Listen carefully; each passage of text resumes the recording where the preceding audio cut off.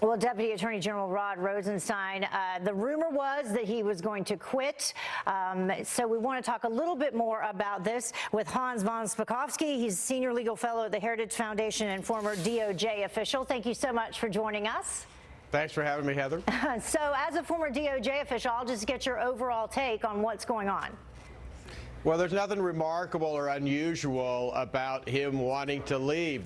The average time that a political appointee stays in is only about between a year and 2 years, and he's been in there for 21 months. And people need to understand, the deputy AG job, that is a 24/7 job, and Rod Rosenstein has a young family that he probably hasn't seen a lot of in 2 years. So again, he's towards the end of the amount of time people spend as political appointees. So there's nothing unusual about him wanting to leave. Well, you know what? The mainstream media hasn't been listening to you, though. Here's what they thought. Their conspiracy theory. Listen.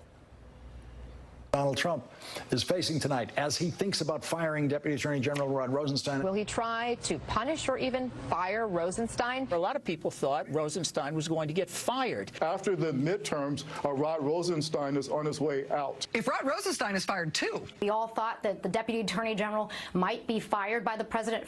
Well, cast as the protector of the Mueller probe. Now he's leaving on his own, as you said, you know, not unusual for that to happen. But what does this mean for the Mueller probe? Well, I think what a lot of Democrats are missing is the fact that, Matt Whitaker has been the acting attorney general for the last 2 months, and he has not recused himself from the Mueller probe. So I actually think that supervision of that probably got transferred to the AG's office 2 months ago, and I don't think Rod Rosenstein is really having anything to do with it anymore. Well, now there's this other thing, though.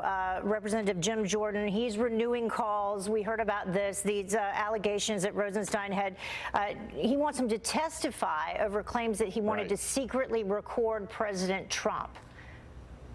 Well, look, when a House of Congress is engaging in its constitutional authority to do oversight, the executive branch has an obligation to respond to them, and that includes Rod Rosenstein. He's got an obligation to testify if the House is investigating what happened. Now, if he refuses to do it, the only thing they can do is issue a subpoena for him, and the problem the House of Representatives has is if he doesn't respond to the subpoena, it's up to, the U.S. Justice Department to enforce the subpoena, and they aren't going to. The Justice Department isn't going to do that. Yeah, it's all interconnected. Could that have anything to do with why he's leaving?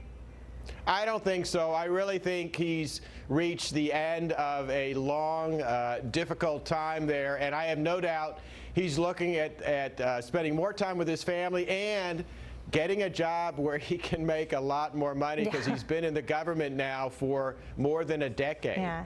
What happens next to replace him, though, just quickly? What's the process? The president's going to have to find someone else to nominate for that position. It has to be confirmed by the Senate. And by the way, the number 3 slot, also the Associate Attorney General slot, that's also open. So the number 2 and number 3 slots at Justice don't have any nominees currently. So a lot of work needs to be done. That's right. Let's get moving on the wall, let's get moving on the shutdown, and then let's get to that. Hans von Spakovsky, thank you so much for joining us. Appreciate it. Thanks for having me. Yeah, I just love to say his name.